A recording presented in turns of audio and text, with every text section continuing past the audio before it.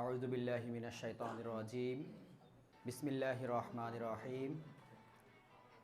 সালাতু সালামু আলাইকা ইয়া রাসূলুল্লাহ, সালাতু সালামু আলাইকা ইয়া হাবিবাল্লাহ, সালাতু সালামু আলাইকা ইয়া সাইয়্যিদুল মুরসালিন, সালাতু সালামু আলাইকা ইয়া খাতামান নাবিয়্যিন, সালাতু সালামু আলাইকা ইয়া ইমামুজ জামান।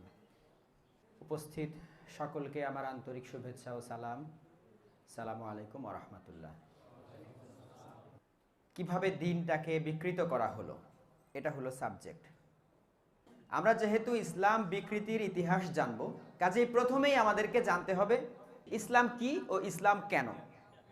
আমরা প্রশ্নের উত্তরগুলি, এক হলো কোরআন থেকে জানব, দুই হলো রাসূলুল্লাহর জীবন থেকে জানব, তিন হলো আমাদের বিবেক জ্ঞান খাটিয়ে জানব।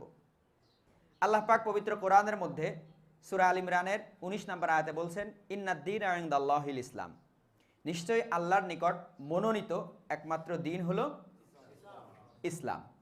সূরা মাইদার 3 নম্বর আয়াতে বলছেন, আল-ইয়াউমা আকমালতু লাকুম দীনাকুম ওয়া আতমামতু আলাইকুম নি'মাতি ওয়া রাদিতু লাকুমুল ইসলামা দীনা। আল-ইয়াউমা আকমালতু লাকুম, আজকের এই দিনে আমি পরিপূর্ণ করে দিলাম দীনাকুম, তোমাদের দিনকে। তাহলে এই দুইটা আয়াত থেকে আমরা একটা সারমর্ম দাঁড় করাতে পারি, সেটা হলো এক নাম্বার, আল্লাহ ইসলামকে বলেছেন দিন। কি বলেছেন? আমরা প্রচলিত অর্থে জানি যে ইসলাম হলো একটা ধর্ম, যেমন খ্রিস্ট ধর্ম একটা ধর্ম, ইহুদি ধর্ম একটা ধর্ম, বৌদ্ধ ধর্ম একটা ধর্ম, ইসলাম ধর্ম একটা ধর্ম। ইসলাম হলো একটা ধর্ম, এটা জানি। কিন্তু আল্লাহ যে শব্দটি ব্যবহার করেছেন ইসলামের ক্ষেত্রে, আল্লাহ বললেন ইন্নাদ-দীনা, নিশ্চয়ই দিন ইনদাল্লাহিল ইসলাম, আল্লাহর নিকট মনোনীত হিসেবে ইসলাম হলো দিন। তাহলে এক নাম্বার আমরা উত্তর পেলাম, ইসলাম কি? দিন। কেমন দিন? ওই যে সূরা মাইদার 3 নম্বর আয়াতে বললেন, আল-ইয়াউমা আকমালতু লাকুম দীনাকুম, তোমাদের দিনকে আমি পরিপূর্ণ করে দিলাম। তার মানে এটা কেমন দিন? পরিপূর্ণ দিন। তাহলে দিন হলো কি? জীবন ব্যবস্থা। অর্থাৎ একজন মানুষ থেকে শুরু করে সমগ্র মানব জাতি কোনো কাজ করতে গিয়ে যদি তার মনে প্রশ্ন জাগে এটা কি করা যাবে নাকি যাবে না, তাহলে এর উত্তরটা দিয়ে দেবে হলো ইসলাম। এই জন্যে ইসলাম পূর্ণাঙ্গ দিন। কথাটা পরিষ্কার? আন্তর্জাতিক জীবনের একটা সমস্যার সমাধান কিভাবে করা লাগবে সেটাও ইসলাম বলে দেবে, ব্যক্তিগত জীবনের সমস্যার সমাধান কিভাবে করা যাবে সেটাও ইসলাম বলে দেবে। যেমন একটা কথা বলি, যেই দিনটা শুধুমাত্র আরবের জন্যে, সেখানে কিন্তু এই ভারতীয় উপমহাদেশের একটা সমস্যার সমাধান নাও থাকতে পারে।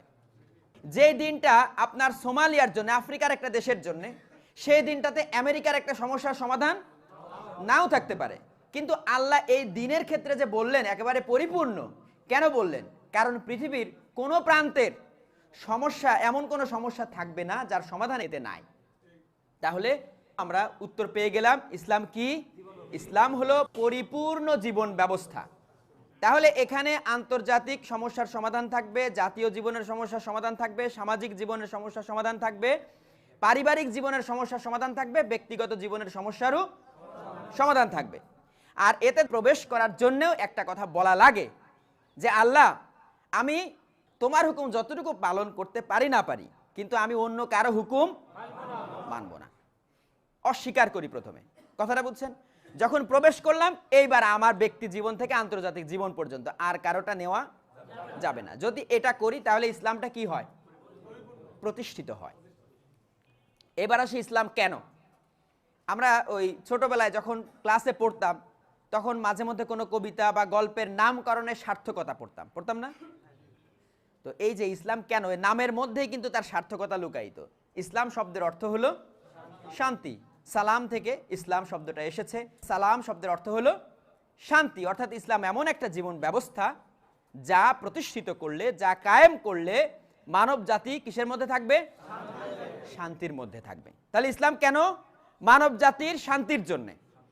কোন রাষ্ট্রে যদি ইসলাম প্রতিষ্ঠিত থাকে তাহলে সেই সমাজে কি থাকবে? আজকে সারা পৃথিবীতে শান্তির ছড়াছড়ি নাকি? ইসলাম শব্দের অর্থ হলো শান্তি। যেখানে ইসলাম কায়েম থাকে সেখানে কি থাকে? তাহলে সারা পৃথিবীতে কি আছে? তাহলে তার মানে ইসলাম নাই, তার মানে বিকৃত হয়েছে। নামাজ কালাম হজ রোজা মানুষ তো ছেড়ে দেয় নাই, আছে একটা, তাহলে ওটা কি? শিব না বাদর নাকি? শিব গড়তে গিয়ে বাদর গড়ে ফেলছি আমরা। কথাটা বুঝছেন? তাহলে ইসলাম কেন? শান্তির জন্যে। এবার আসেন, নবী রসুল কেন এসেছেন? নবী রসুল কেন এসেছেন বলতে একেবারে আদম আলাইহিস সালাম থেকে শুরু করে সর্বশেষ নবী হযরত মুহাম্মদ সাল্লাল্লাহু আলাইহি ওয়াসাল্লাম পর্যন্ত সমস্ত নবী রসুলের আগমনের উদ্দেশ্য আসলে একই, শুধু ব্যাপ্তির পার্থক্য আছে। কেউ একটা পরিবারের জন্যে, কেউ একটা সমাজের জন্যে, কেউ একটু বড় এরিয়ার জন্যে, কেউ বা সমগ্র বিশ্বের জন্যে। কথাটা বুঝছেন? আমাদের সর্বশেষ নবী হযরত মুহাম্মদ সাল্লাল্লাহু আলাইহি সাল্লাম সমগ্র পৃথিবীর সমগ্র মানব জাতির জন্য, কিন্তু উদ্দেশ্য একই। সেই উদ্দেশ্যটা কি? হুয়াল্লাযী আরসালা রাসূলাহু বিল হুদা ওয়া দীনিল হক লিইয়ুযহিরাহু আলা দীনি কুল্লিহি ওয়ালাউ কারিহাল মুশরিকুন ওয়া কাফা বিল্লাহি শাহীদা। এই আয়াতের মাধ্যমে আল্লাহ পাক বলে দিচ্ছেন যে তিনি তার আপন রসুলকে প্রেরণ করেছেন বিল হুদা ওয়া দীনিল হক, হেদায়া এবং সত্য দিন দিয়ে, নাকি? তাহলে বোঝা গেল নবী রসুলদের আগমনের একটা উদ্দেশ্য হলো আল্লাহ উনাদের মাধ্যমে মানব জাতিকে হেদায়া দেন আর সত্য দিন দেন। তাহলে নবী রসুলদের আগমনের একটা উদ্দেশ্য হলো আল্লাহর পক্ষ থেকে হেদায়া এবং সত্য দিন, এই দুইটা জিনিস নিয়ে আসা।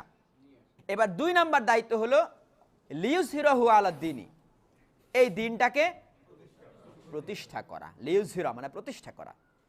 এবার আসি, নবুয়তের পরিসমাপ্তি কেন হলো? আর কি হেদায়ার প্রয়োজন নাই? আর কি সত্য দিনের প্রয়োজন নাই? আর কি দিন প্রতিষ্ঠার প্রয়োজন নাই? তাহলে আল্লাহ পাক নবুয়তের পরিসমাপ্তি কেন ঘটালেন? পূর্বে নবী রাসূলরা যখন দিন প্রতিষ্ঠিত করে গেছেন, তখন তার উম্মাহ কালের বিবর্তনে স্বার্থের কারণে তারা কি করেছে? দিনটাকে বিকৃত করে ফেলেছে। যখন বিকৃত করে ফেলেছে, তখন পুনরায় আরেকজন নবী এসে আবার আল্লাহর পক্ষ থেকে সেই হেদায়া আর সেই প্রকৃত সত্য দিন আবার এনেছেন, এনে তার উম্মাকে নিয়ে আবার সেটা প্রতিষ্ঠিত করেছেন। তাহলে একই ঘটনা, রাসূলুল্লাহ সাল্লাল্লাহু আলাইহি ওয়াসাল্লাম চলে গেছেন, দিন বিকৃত হয়ে গেছে, তাহলে আরেকজন নবী আবার কেন আসবে না? প্রশ্ন আসে না একটা? এটার কারণ হচ্ছে অন্যান্য নবী রসুলদের উম্মাহ নবীগত হয়ে যাওয়ার পরে তাদের উপর আর দায়িত্ব ছিল না দিন প্রতিষ্ঠা করা, তাদের দায়িত্ব ছিল দিন পালন করা। কিন্তু শেষ নবীর উম্মতের দায়িত্ব হলো প্রতিষ্ঠা করা সমগ্র পৃথিবীতে। তাহলে নবীর একটা দায়িত্ব উম্মাহ কাঁধে তুলে নিয়েছেন, নাকি? তাহলে নবী আসার আর দরকার আছে?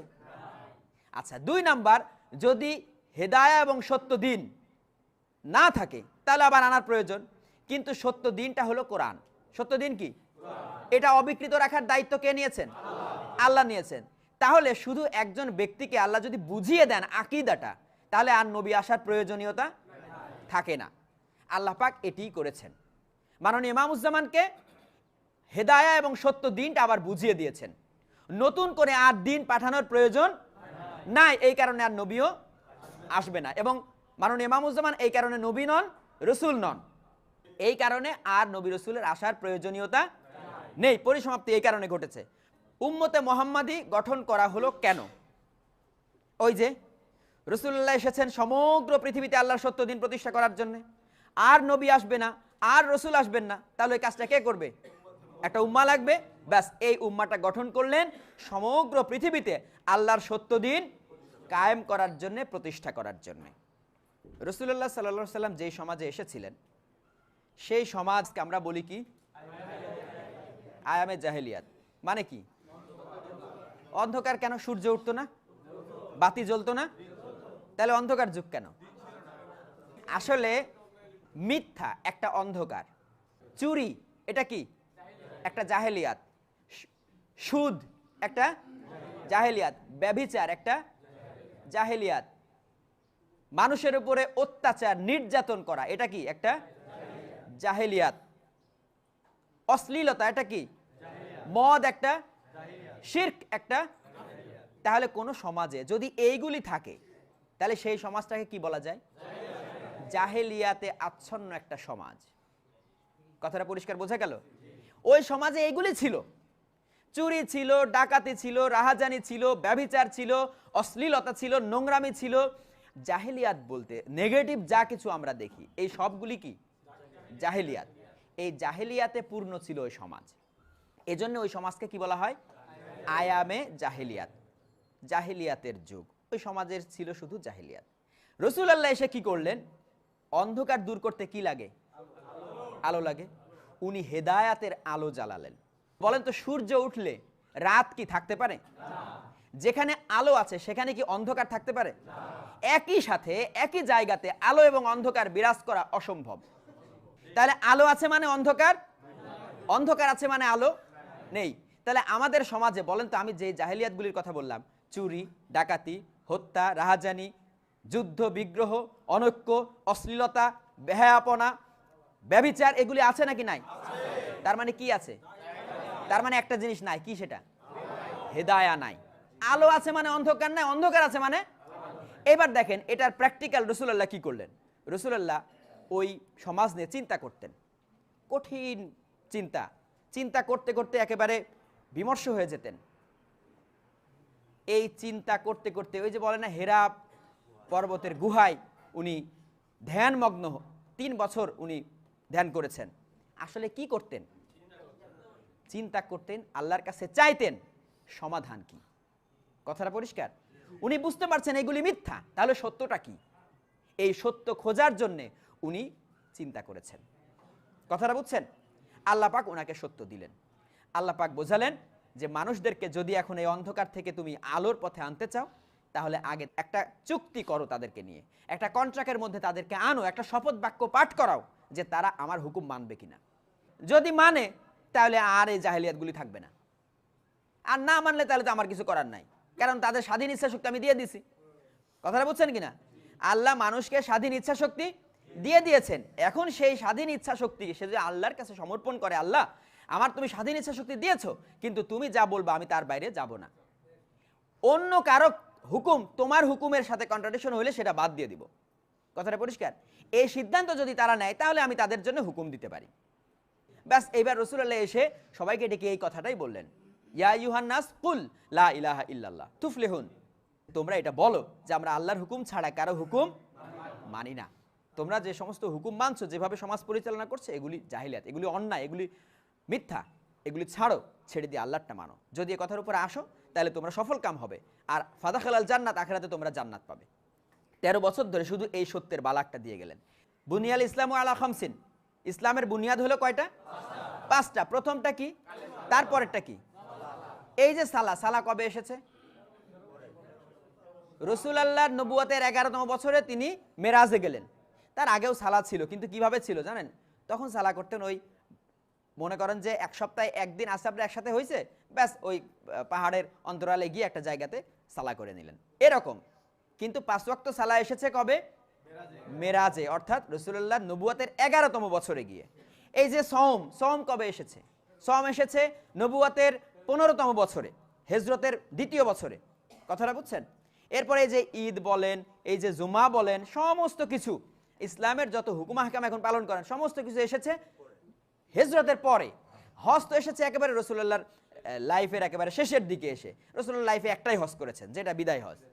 তাহলে এইগুলি সব আসলো অনেক পরে। তাহলে প্রথম 13 বছর শুধু নিরন্তর রাসূলুল্লাহ এই একটা কথার দিকে মানুষকে আহ্বান করেছেন, সেটা কি? তাওহীদ, লা ইলাহা ইল্লাল্লাহ। এখন এই তাওহীদের ডাকে সাড়া দিয়ে যারা আসলো তাদেরকে নিয়ে তিনি হিজরত করলেন, চলে গেলেন মদিনায়। দিন প্রতিষ্ঠিত হলো। এইবার শুরু হলো কেতাল। কয় বছর? 10 বছর। 10টা বছরে কি করে রাসূলুল্লাহ সাল্লাল্লাহু আলাইহি ওয়াসাল্লাম, উনার তো শুধু একটা কাজ না, এমন যদি হতো শুধু যুদ্ধ, আপনার আলেকজান্ডার দ্য গ্রেট বিরাট বিজয় করেছে, কিন্তু তার কাজ কি ছিল? একটা যুদ্ধ, সাম্রাজ্য প্রতিষ্ঠা করেছে, ব্যাস উনি চলে গেছে, তারপরে সাম্রাজ্য শেষ। কিন্তু রাসূলুল্লাহ সাল্লাল্লাহু আলাইহি ওয়াসাল্লাম তো শুধু যুদ্ধ না, একটা সভ্যতা উপহার দিয়ে গেছেন। মানে কেমন কর্মব্যস্ত জীবন আপনাদেরকে বলে বোঝানো যাবে না। এর মধ্যে তিনি 10 বছরে, আমাদের বাংলাদেশ বলেন তো আয়তন কত? 1,47,570 বর্গ কিলোমিটার। আর রাসূলুল্লাহ মাত্র 10 বছরে যেই ভূখণ্ডে দিন প্রতিষ্ঠা করেছেন তার আয়তন হলো 32 লক্ষ বর্গ কিলোমিটার। জাজিরাতুল আরব, বর্তমানে সৌদি আরব, ইয়েমেন, ওমান, কুয়েত, কাতার, বাহরাইন, ইউনাইটেড আরব আমিরাত, বর্তমানে 7টা দেশ একত্রিত করলে যে অঞ্চলটা, এটাকে বলা হয় জাজিরাতুল আরব। এই বিরাট অঞ্চলে মাত্র 10 বছরের মধ্যে দিন প্রতিষ্ঠা করেছেন। কিসের মাধ্যমে? জিহাদ এবং কেতালের মাধ্যমে। বলেন, একটা মানুষ যদি 10 বছরে ছোট বড় 77টা যুদ্ধ করে, তাহলে তার কমপ্লিমেন্ট, তার উপাধি যোদ্ধা ছাড়া আর কি দেয়া যায়? এই জন্যেই রাসূলুল্লাহ সাল্লাল্লাহু আলাইহি ওয়াসাল্লাম যোদ্ধা নবী। ওনার লাইফটা আপনি যদি দেখেন, শুধু যে মাত্র 10 বছরে ৭৭টা ছোট বড় যুদ্ধ করলেন। তাবুক অভিযানে রাসূলুল্লাহ সাল্লাল্লাহু আলাইহি ওয়াসাল্লাম যখন আহ্বান করলেন, কত হাজার সৈন্যের বাহিনী গঠন করলেন? ৩০,০০০ সৈন্যের বাহিনী।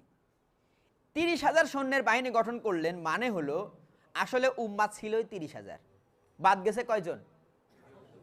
৭০ থেকে ৮০ জন। তাহলে উম্মাহ কত ছিল? বাদ নাই আর। এখন বলেন রাসূলুল্লাহ লাইফের উদ্দেশ্য কি? তাইলে কি শেখাই দিয়ে গেলেন ওই জাতিটাকে? আসলে যুদ্ধ শিখাই দিয়ে গেছেন।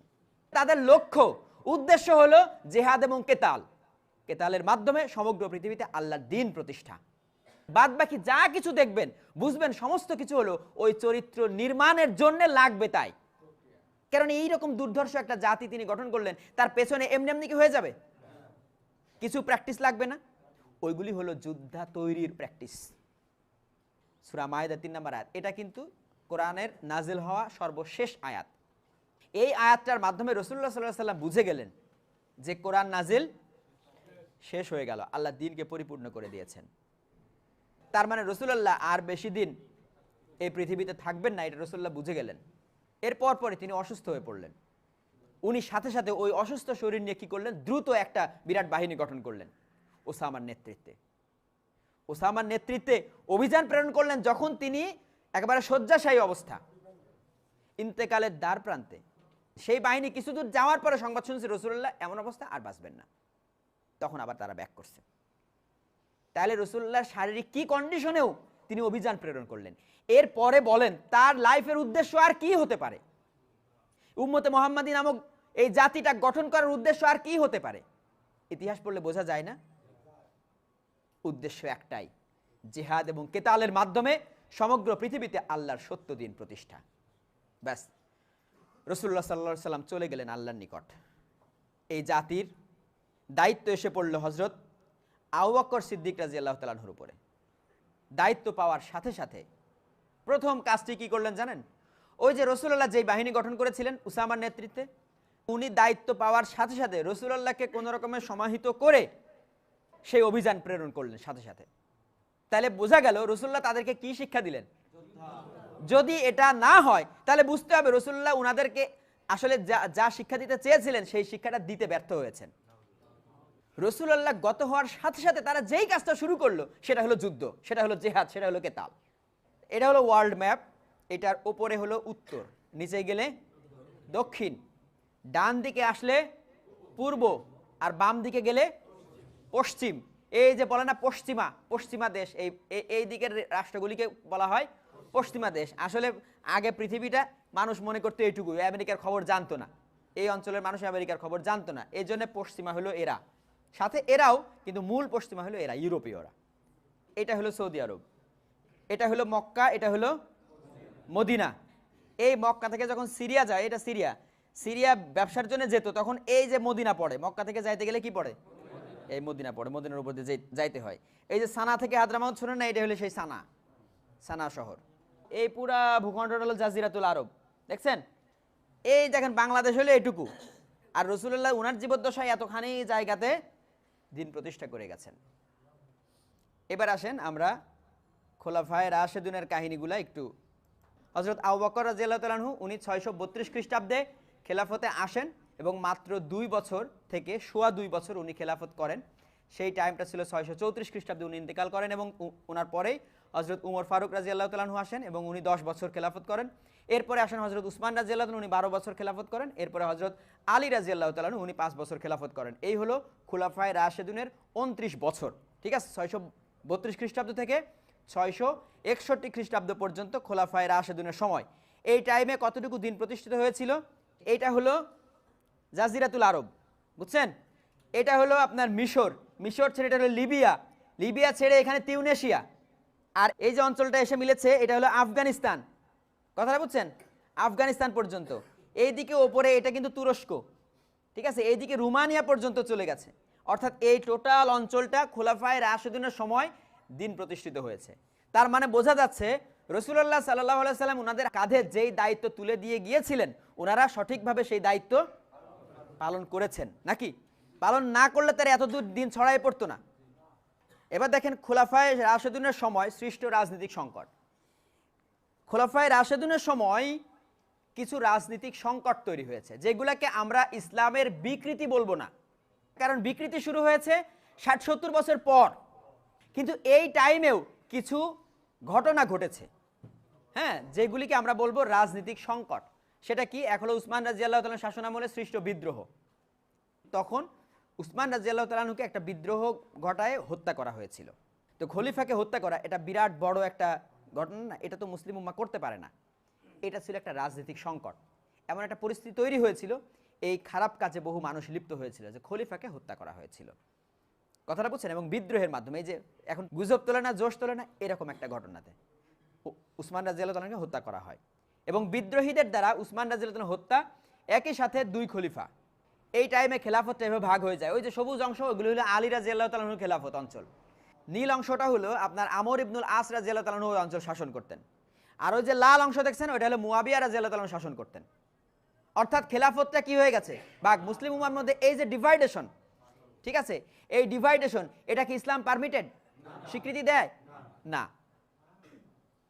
এই জিনিসটা তখন হয়েছে, এটা সাময়িকভাবে খেলাফতের মধ্যে বিভাজন এসেছে। এরপরে আলী রাদিয়াল্লাহু তাআলার ইন্তেকালের পরে আবার মুয়াবিয়া রাদিয়াল্লাহু তাআলা মোটামুটি পুরো উম্মতটারে আবার এক করেন। কথাটা বুঝছেন? তো এইগুলি তখনও বিকৃতি শুরু হয় নাই, কিন্তু রাজনৈতিক সংকট তৈরি হয়েছে, কিছু অপ্রত্যাশিত দুঃখজনক ঘটনা ঘটেছে। আচ্ছা, এবার আমরা শেষ করলাম খোলাফায়ে রাশেদুন, শুরু হলো এবার উমাইয়া খেলাফত। আব্বাসীয়, উমাইয়া, ফাতেমি এগুলি বুঝেন তো? একটু বলি, না হলে বুঝবেন না, ধরতে আপনাদের কষ্ট হবে জানি।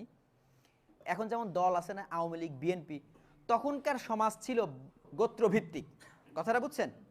তো উমাইয়া হলো একটা গোত্র। এই যে আবু সুফিয়ান, আবু সুফিয়ান ছিল উমাইয়া গোত্রের।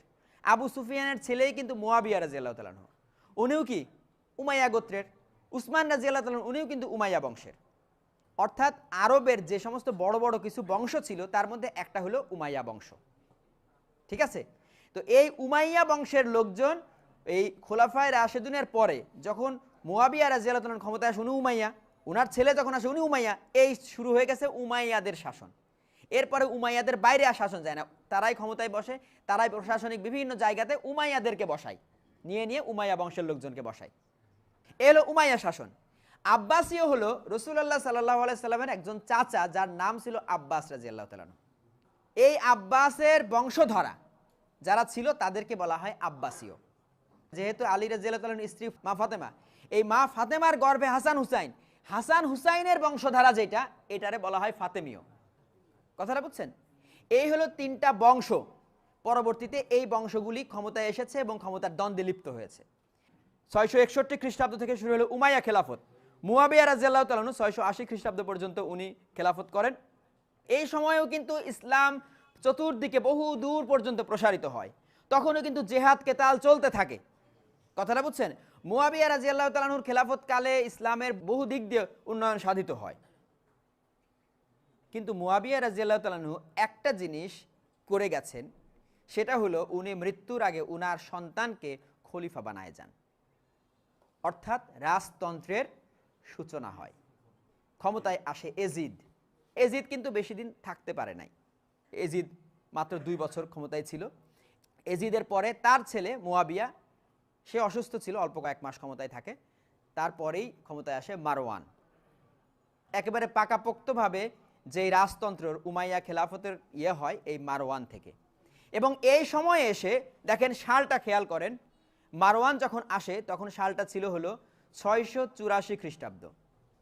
এই টাইমটাতে এসে শুরু হয় শাসকদের মধ্যে ভোগবিলাসিতা। এটা শুরু হয়েছে মোটামুটি মুয়াবিয়া রাদিয়াল্লাহু তাআলার সময় থেকে। এই টাইমটাতে এসে বংশগত যে ব্যাপারগুলি সমস্ত জায়গাতে শুধু উমাইয়াদেরকে বিভিন্ন জায়গাতে বসানো হয়, অর্থাৎ ইসলামের যে মূল নীতি সেগুলি তখন থেকে হইতে থাকে। কিন্তু তখনও জেহাদ কেতাল অব্যাহত আছে, তার মানে তখনও দিন প্রতিষ্ঠার সংগ্রাম অব্যাহত আছে। তখনও আমরা বলতে পারি না যে দিন বিকৃত হয়ে গেছে, আর একজন ভালো শাসক আসলেই কিন্তু কি ব্যাক করা সম্ভব, কারণ তখনও মানুষের মধ্যে দ্বীনের আকীদাটা ঠিক আছে, কিন্তু শাসকরা পথভ্রষ্ট হয়েছে। মারওয়ানের পরে আব্দুল মালিক, আব্দুল মালিকের পরে আল ওয়ালিদ ইবনে আব্দুল মালিক। এই ওয়ালিদ ইবনে আব্দুল মালিকের টাইমে কিন্তু বহুদূর পর্যন্ত ইসলাম প্রসারিত হতে থাকে। এই ওয়ালিদ ইবনে আব্দুল মালিক 715 খ্রিস্টাব্দে উনি ইন্তেকাল করেন। তো এই টাইমের মধ্যেই আমাদের এই ভারতীয় উপমহাদেশে অর্থাৎ সিন্ধু প্রদেশে, বর্তমান পাকিস্তান, সিন্ধু প্রদেশে ইসলামের পতাকা উঠায় কে? মোহাম্মদ বিন কাসেম, এই ওয়ালিদ ইবনে আব্দুল মালিকের শাসনামলে। ঠিক এই একই শাসনামলে একই টাইম, একটা হলো আপনার 712 খ্রিস্টাব্দ, একটা হলো 710 খ্রিস্টাব্দ, মরক্কোর জিব্রাল্টার প্রণালী পার হয়ে স্পেনে পর্তুগালের ওই সাইডে যে ইসলাম প্রতিষ্ঠিত হয়েছে তারেক বিন জিয়াদ এবং মুসা ইবনে নুসাইর, ঠিক এই টাইমে ওয়ালিদ ইবনে আব্দুল মালিকের টাইম। অর্থাৎ তখনও ইসলামের পতাকা চতুর্দিকে কি পথ করে উঠছে, কিন্তু ইসলাম চতুর্দিকে ছড়িয়ে পড়ছে। কিন্তু এবার একটা ঘটনা বলি,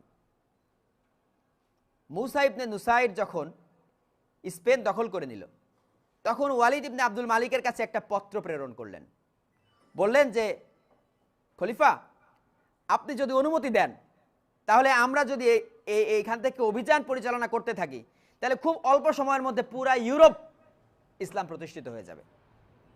কথাটা বুঝছেন? ইসলামের পতাকা তলে চলে আসবে পুরা ইউরোপ, কারণ আর বেশি দূর বাকি নাই। স্পেন শেষ করে ফ্রান্সের মধ্যেও ইসলাম ঢুকে পড়েছে তখন, তাহলে আর বেশি দূর কিন্তু বাকি নাই। একটু ঘোড়ার একটা দৌড় দিলেই পুরা ইউরোপ দখল হয়ে যায়। কিন্তু ওয়ালিদ ইবনে আব্দুল মালিক বললেন যে না, আপনার সাথে গুরুত্বপূর্ণ কাজ আছে, আপাতত অভিযান স্থগিত রাখেন, কেন্দ্রে চলে আসেন। গুরুত্বপূর্ণ কাজটা কি? সে বসে বসে পরিকল্পনা করতেছে তার ভাইকে খেলাফত না দিয়ে তার ছেলেকে খলিফা বানাবে। উত্তরাধিকার সূত্রে তার ভাইয়ের রাজা হওয়ার কথা, সুলাইমান ইবনে আব্দুল মালিক তার ভাইয়ের নাম, ভাইকে ক্ষমতা না দিয়ে দেবে হলো ছেলেকে। এইটা নিয়ে পরিকল্পনা। এবার তারে ডাকছে, এরই মধ্যে হঠাৎ অসুস্থ হয়ে লোকটা মারা গেছে, ওয়ালিদ ইবনে আব্দুল মালিক মারা গেছে। এইবার ক্ষমতায় চলে এসেছে সুলাইমান ইবনে আব্দুল মালিক। যখন সুলাইমান ইবনে আব্দুল মালিক ক্ষমতায় এসেছে, তখন আগের রাজার যে সমস্ত বিশ্বস্ত সেনাপতি ছিল তাদেরকে এখন হত্যা করতে হবে। মোহাম্মদ বিন কাসেমকে পত্র লিখেছে যে তুমি একটু কেন্দ্রে আসো। কথাটা বুঝছেন কিনা? এবার মুসা ইবনে নুসাইর অলরেডি কেন্দ্রে চলে আসছে। তখন মুসা ইবনে নুসাইরকে আটক করেছে আর মোহাম্মদ বিন কাসেমকে পত্র লিখেছে চলে আসো। এবার মোহাম্মদ বিন কাসেম জানে যে যেহেতু ওয়ালিদ ইবনে আব্দুল মালিক মারা গেছে, সুলাইমান যেহেতু ক্ষমতায় এসেছে, কাজেই নিশ্চয়ই আমার উপর একটা জীবনের একটা ঝুঁকি আসবে। কথাটা বুঝছেন? এবং তার অধীনস্থ সমস্ত আমিররাও জানে যে নিশ্চয়ই গেলে ওনার উপর একটা জীবনের ঝুঁকি আসবে, এটা জানে। এই জন্য সবাই মিলে ওনাকে বলেছেন যে আপনার যাওয়ার দরকার নাই। উনি বলেছেন যে না, আমি যদি না যাই তাহলে চেইন অফ কমান্ড ভঙ্গ হয়, এটা করা যাবে না। তখন মোহাম্মদ বিন কাসেম কেন্দ্রে এসেছে, ব্যাস তাকে হত্যা করা হয়েছে। এখন বলেন তাহলে যেই মানুষটা মুসলিম উম্মার একটা স্টার, একটা নক্ষত্র, মাত্র 17 বছরের একটা যুবক, সে এত বিরাট অভিযান চালালো, মানে সিন্ধু প্রদেশ কিন্তু তখন বিরাট শক্তিশালী একটা প্রদেশ, সেটা দখল করে নিল। তাহলে কেমন যোদ্ধা! এরকম মানে স্টারকে কি করলো? সে মেরে ফেললো, হত্যা করলো। এখন বুঝছেন তাহলে খলিফার মাথায় কেমন পছন্দ ধরেছে? এই যে বিকৃতি এবার শুরু হয়েছে। এখন তাহলে যুদ্ধ হলে কি কেন হবে? দিন প্রতিষ্ঠার যুদ্ধ আর হবে না। যদি হয় তাহলে সাম্রাজ্য বিস্তারের যুদ্ধ হবে। কথাটা বুঝছেন কিনা? যদি দিন প্রতিষ্ঠার যুদ্ধ হতো তাহলে মোহাম্মদ বিন কাসেমকে দিয়ে দিন প্রতিষ্ঠা করার যুদ্ধে তাকে লিপ্ত করানো হতো। কথাটা বুঝছেন কিনা? তাকে ডেকে নিয়ে বলা হতো যে আমার ভাই কি করেছে সেটা নিয়ে আমি কোনো আলোচনা করব না, কিন্তু আমি চাই দিন প্রতিষ্ঠা অব্যাহত থাকুক। যাও, তুমি সিন্ধু প্রদেশ জয় করেছো, আরো আগায় যাও, ভারত উপমহাদেশ জয় করে ফেলো, নাকি? কিন্তু উল্টা হলো। এই যে বিকৃতিটা শুরু হলো, এই বিকৃতি রোধ হওয়ার একটা ন্যূনতম সম্ভাবনা জাগিয়েছিল এই সুলাইমান ইবনে আব্দুল মালিকের পরের যে শাসক উমর ইবনে আব্দুল আজিজ। কিন্তু উনি টিকতে পারেন নাই, কারণ ততদিনে এই উমাইয়া যারা বিভিন্ন দায়িত্বে ছিল তারা তো ভোগ বিলাসিতায় মত্ত। তাদের ভোগ বিলাসিতায় যখন হাত দিল তখন তারা আর রাখলো না, হত্যা করা হলো। এরপরে যা ঘটনা, শুধু আব্বাসীয়দের ষড়যন্ত্র রুখতে গিয়ে উমাইয়াদের টাইম গেছে, আর দিন ছড়ায় নাই। তারপর থেকে আর কিন্তু দিন প্রতিষ্ঠার সংগ্রাম ওইভাবে রাষ্ট্রীয়ভাবে খেলাফতের আন্ডারে দিন প্রতিষ্ঠার সংগ্রাম ওইভাবে অব্যাহতভাবে যে চলবে খুব বেশি আর চলে নাই। এই যে গাঢ় কালারটা দেখছেন এটা হলো রসুল আল্লাহর টাইম। এবার হালকা লালটা যেটা এই পর্যন্ত এটা হলো খোলাফায়ে রাশেদুনের টাইম। এইবার দেখেন এইদিকে পাকিস্তান পর্যন্ত, ওই যে বললাম সিন্ধু, এই যে পাকিস্তান, এটা কিন্তু পাকিস্তান, এটা ভারত, এটা পাকিস্তান, ঠিক আছে, এটা হলো আফগানিস্তান। আফগানিস্তানের মধ্যে ঢুকেছে ওই খোলাফায়ে রাশেদুনের টাইম। আর উমাইয়াদের টাইমে ঢুকেছে এই পর্যন্ত, পাকিস্তান পর্যন্ত। আর এইদিকে দেখেন এটা হলো স্পেন, এটা পর্তুগাল, এদিকে ফ্রান্স। কথাটা বুঝছেন? তাহলে এই উমাইয়াদের টাইমে কিন্তু এই যে এদিকে আটলান্টিকের তীর, মাননীয় ইমাম কথার মধ্যে বলেন না, সে আটলান্টিকের তীর, এই হলো আটলান্টিক মহাসমুদ্র, এটা হলো আটলান্টিকের তীর, এই হলো সে মরক্কো। মাঝে মধ্যে মাননীয় ইমাম বলেন কাসাব্লাঙ্কা থেকে, এই কাসাব্লাঙ্কা হলো এই মরক্কোর একটা শহর, এটা হলো কাসাব্লাঙ্কা। এইখান থেকে শুরু করে এই দিক এত দূর পর্যন্ত তখন ইসলাম চলে এসেছে। তখনকার যে পৃথিবী ছিল সেখানকার হাফ অফ দ্য ওয়ার্ল্ড, অর্ধ পৃথিবী। আব্বাসীয় খেলাফত, আব্বাসীয় খেলাফত 750 থেকে 1258, কত বছর হয়? 508 বছর, 508 বছর। কিন্তু মানচিত্রে আমরা দেখছি এটা সেই পাকিস্তান, আর আগায় নাই। ওপরের দিকে খেয়াল করেন এই যে তুরস্কের সমান সমান রোমানিয়া পর্যন্ত, আর কিন্তু আগায় নাই। এইদিকে দেখেন আর আগায় নাই। এদিকে খেয়াল করেন কমছে, এদিকে এই পর্যন্ত স্পেন পর্যন্ত ছিল না আগে উমাইয়াদের টাইম, কিন্তু কমছে। আসলে কমছে বলতে কি, এটা আব্বাসীয় খেলাফতের মানচিত্র বলে উমাইয়া শাসকরা এই অঞ্চলটা একটা খেলাফত করে, তখন খেলাফত ভাগ হয়ে গেছে। কথাটা বুঝছেন? অর্থাৎ এই 508 বছর ধরে দিন প্রতিষ্ঠিত আর হলো না কেন? তার মানে বোঝা গেল এই টাইমটাতে কি দিন প্রতিষ্ঠার সংগ্রাম ত্যাগ করা হয়েছে। জাতি এবার বসে পড়েছে, আর দিন প্রতিষ্ঠার সংগ্রামে বের হয় না। তাহলে কি করলো এই টাইমটা? নিশ্চয়ই একটা কিছু করেছে নাকি? দেখেন, ক্ষমতা দখল ও ক্ষমতায় টিকে থাকার জন্য ভ্রাতৃঘাতী সংঘাত, উমাইয়া আর আব্বাসীয়দের মারামারি, কথাটা বুঝছেন? ফাতেমীয়দের সাথে আব্বাসীয়দের মারামারি, এইগুলি হয়েছে, মানে মুসলমানের দ্বন্দ্ব। তো উমাইয়াদের কাছ থেকে আব্বাসীয়রা যখন ক্ষমতাটা কেড়ে নেয়, তখনকার একটা ঘটনা, একটা মজলিসে আব্বাসে উমাইয়া উভয়, যেমন আওয়ামী লীগ বিএনপি এক মজলিসে খাওয়া দাওয়া করে না, ক্ষমতা থেকে চলে গেছে, কিন্তু খাওয়া দাওয়া তো চলতেই পারে, একসাথে চলে তো এই সমাজের মানুষ। তারা উমাইয়া আব্বাসী একই সাথে খাওয়া দাওয়া করতেছে, করতে করতে একজন কি করছে, তখন আবার কবিতার প্রচলন ছিল। এখন যেমন ওয়াজ করে উত্তেজিত করে, তখন কবিতা পাঠ করে উত্তেজিত করতো। একজন ওর মধ্যে কবিতা পাঠ করছে, গরম মাত্র আব্বাসীয়রা ক্ষমতা এসেছে এরকম টাইম, একজন কবিতা পাঠ করে আব্বাসীয়দেরকে চেতাই দিয়েছে উমাইয়াদের বিরুদ্ধে। আগে উমাইয়ারা যা যা অপকর্ম করেছে সেগুলি বলে টলে মিথ্যা সত্য দিয়ে চেতাই দিয়েছে। এই ঘটনার বিবরণ ইতিহাসে এভাবে এসেছে যে সেখানে 60-70 জন উমাইয়া ছিল, তাদেরকে মানে অর্ধেক মারা গেছে সাথে সাথে, আর অর্ধেকটা মারা যায় নাই, কিন্তু মৃত্যু যন্ত্রণায় ছটফট করছে। তাদেরকে এবার লাইন ধরে শোয়াইছে, শোয়ানোর পরে তার উপর দস্তরখান পেতেছে, পেতে তারপরে খাবার খাচ্ছে, আর নিচেই তারা মৃত্যু যন্ত্রণায় ছটফট করছে, আর তারা উপরে বসে খাবার খাচ্ছে। যারা মারলো তারা কারা? আর যারা মারা গেল তারাও মুসলিম। এখন বলেন, এটাকে যদি আপনি ইসলাম বলেন, তাহলে ইসলামকে কলুষিত করলেন নাকি ইসলামকে পবিত্র করলেন? আমরা এটাই বলছি, ওটা বিকৃত ইসলাম। উমাইয়া আব্বাসীয়দের কামড়াকামড়িকে আমরা ইসলাম বলি না, কথাটা বুঝছেন? যারা ইসলাম বলে তারা ইসলামকে আসলে কলুষিত করে। এবার আব্বাসীয়রা কি করেছে, উমাইয়াদের সবার হত্যা করা হয়ে গেছে, এখন কি করবে? কবর থেকে খলিফাদের লাশ উঠাচ্ছে, একজন খলিফার লাশ উঠাইছে, উঠানোর পরে তারে এবার লাশ এবার ঝুলাইছে, ঝুলায় বেত দিয়ে আঘাত করছে, বেত্রাঘাত করছে লাশের উপরে। বেত্রাঘাত করার পরে এরপরে শুলি চড়াইছে, চড়ায় কয়েকদিন রেখে দিছে, দিয়ে তারপরে আবার আগুন দিয়ে জ্বালাইছে। দেখেন মানুষ কেমন বিভৎস হইতে পারে। আগুন দিয়ে জ্বালাইছে, জ্বালায় ছাই বানায় উড়াই দিয়ে এবার ঘোষণা দিয়েছে আজকে আর উমাইয়াদের আধিপত্য নাই। এটা কি ইসলাম? এইটা করেছে কারা? তাও খলিফারা, যারা একেবারে ইসলামের কর্তৃত্ব করছে তারা। কথাটা বুঝছেন? এটাকে যদি আমি ইসলাম বলি তাহলে ইসলামকে কলুষিত করা হয়। এই ভ্রাতৃঘাতী সংঘাত এই টাইমে চলেছে। আর কি হলো? আর হলো মুহাদ্দিস, মুফাসসির, ফকিহদের জন্ম। এই টাইমে জন্ম নিয়েছেন ইমাম আবু হানিফা রহমতুল্লাহ আলাইহি, ইমাম মালিক রহমতুল্লাহ আলাইহি, ইমাম শাফিঈ রহমতুল্লাহ আলাইহি, ইমাম ইবনে হাম্বল রহমতুল্লাহ আলাইহি। দেখেন ইনাদের জন্ম সাল খেয়াল করেন, একজন 699, একজন 711, একজন 767, একজন 780, অর্থাৎ সবাই আব্বাসীয় খেলাফতের শুরুর দিকে। তখন অলরেডি শাসক কি করেছে? দিন প্রতিষ্ঠার সংগ্রাম ত্যাগ করেছে। ধরেন আপনি বাংলাদেশের একটা নাগরিক, ঢাকার একটা নাগরিক। এখন গাড়ি ঘোড়া এগুলি তো এখন, তখন তো আর ছিল না। তখন ছিল ঘোড়া, উট আর হেঁটে পথ চলা, তাই না? এখন ধরেন আশেপাশে এইদিকে ভারত দিন প্রতিষ্ঠিত হয়ে গেছে, চীন দিন প্রতিষ্ঠিত হয়ে গেছে, এদিকে মিয়ানমার দিন প্রতিষ্ঠিত হয়ে গেছে, আপনি আছেন বাংলাদেশে। এখন দিন প্রতিষ্ঠা যদি সংগ্রাম করতে চান তাহলে আপনার যাওয়া লাগবে কোথায়? ভারত ছেড়ে সেই পাকিস্তানে যাইতে লাগবে কয় মাস? ধরেন 3 মাস সময়, 6 মাস সময় লাগবে ঘোড়াতে উঠে, নাকি? এদিকে যাইতে গেলে সেই চীন সীমান্ত পার হইতে হবে, হাজার হাজার মাইল। এদিকে আপনার হাজার হাজার মাইল পার হয়ে তারপরে দিন প্রতিষ্ঠার জন্য যাইতে হবে। আপনি একজন ব্যক্তি, যদি রাষ্ট্রের কোনো উদ্যোগ না থাকে তাহলে আপনি কি সেটা করতে পারবেন? এটার জন্য লাগে কি? রাষ্ট্রীয় উদ্যোগ। রাষ্ট্রীয় যদি উদ্যোগ নেয় তখন আপনি গিয়ে সেনাবাহিনীতে যোগ দিতে পারবেন। কিন্তু আপনি ব্যক্তিগতভাবে এই বাংলাদেশের এই ঢাকাতে বসে থেকে এবার আপনি সেই পাকিস্তান গিয়ে দিন প্রতিষ্ঠা করবেন, এটা কিন্তু আপনার পক্ষে সম্ভব না। এটা লাগবে হলো রাষ্ট্রীয় উদ্যোগ।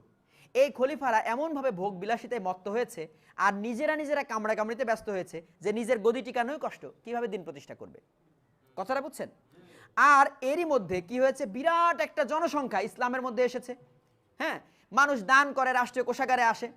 এবার কোষাগারে এত টাকা পয়সা, এত ধন দৌলত, এবার এরা এই রাজা বাদশারা কঠিন ভোগ বিলাসিতায় ব্যস্ত। আর ভোগ বিলাসিতা এমন একটা জিনিস, যত মানুষ ভোগ বিলাসী হবে তত দিন থেকে মানুষ কিন্তু সরে যাওয়ার সম্ভাবনা বাড়বে।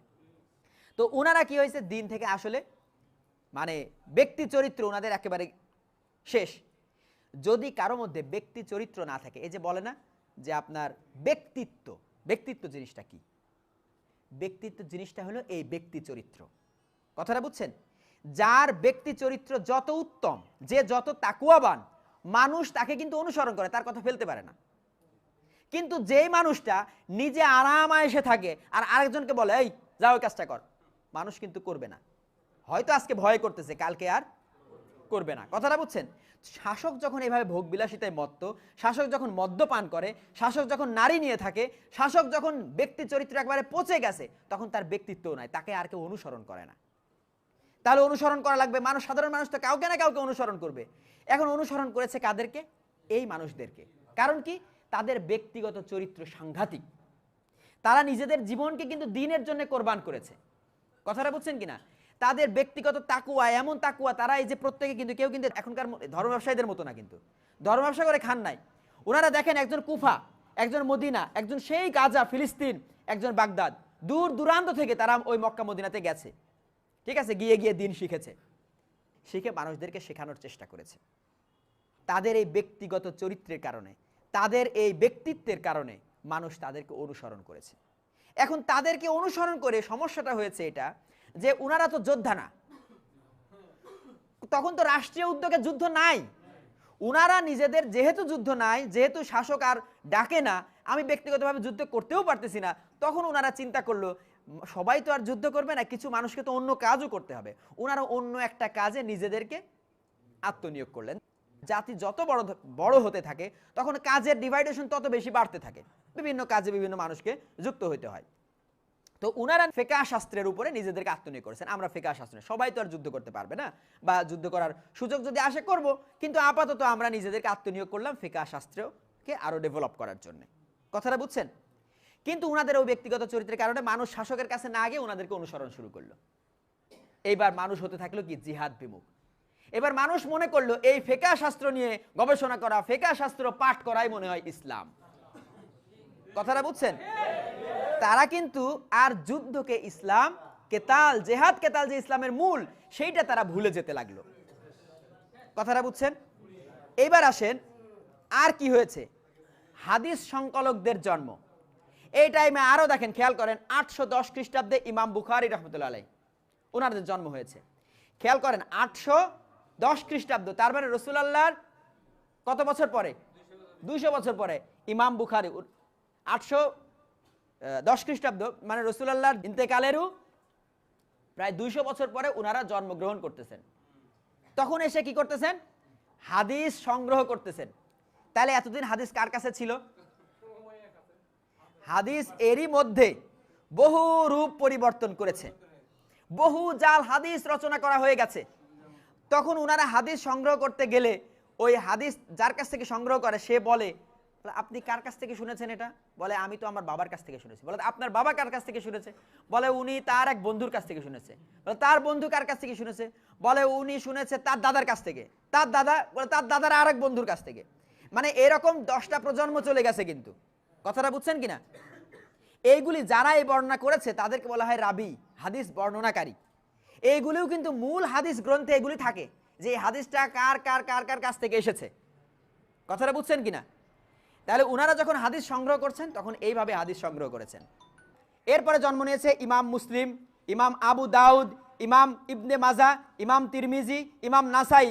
এখানে আমি প্রধান যে সিয়াসিত্তার যে 6টা হাদিস আছে সেই হাদিস যারা সংগ্রহ করেছে, সংকলন করেছে, তাদের নাম এখানে উল্লেখ করেছি। তাদের প্রত্যেকের জন্ম খেয়াল করেন। একজনের বাড়ি হলো ওই যে ইমাম বুখারি, বুখারা একটা শহর, এই শহরটা ছিল উজবেকিস্তানে।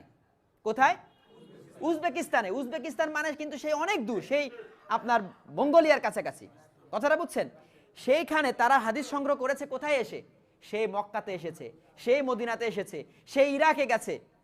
তাহলে সেই কত দূর থেকে ওনারা নিজেদের জীবনকে এই কাজে আত্মনিয়োগ করেছেন, এই কাজে উৎসর্গ করেছেন। ওই যে বললাম কিছু মানুষ ফিকহ শাস্ত্রে উৎসর্গ করেছে, কিছু মানুষ এই হাদিস সংগ্রহতে ওনাদের জীবনকে উৎসর্গ করেছে। কিন্তু খলিফারা তো তখন জেহাদের জন্য নেয় না। যে সেনাবাহিনী খলিফার আছে কি জন্য জানেন? দেশ রক্ষার জন্য। এখন যেমন আমার বাংলাদেশ রক্ষার জন্য সেনাবাহিনী আছে না, তখন তাদের ডিফেন্সিভ একটা সেনাবাহিনী আছে। তো ওই সেনাবাহিনীতেও যে যোগ দিব, ওনারা বুঝে ফেলছে যদি আমি সেনাবাহিনীতে যোগ দেই আল্লাহর জন্য দেয়া হবে না, কারণ খলিফা নিজেই পাপাচারী। জিহাদ বিমুখ কেন হলো? এই কারণে যে আমি যার আন্ডারে যুদ্ধ করব সেই লোকটাই তো পাপাচারী।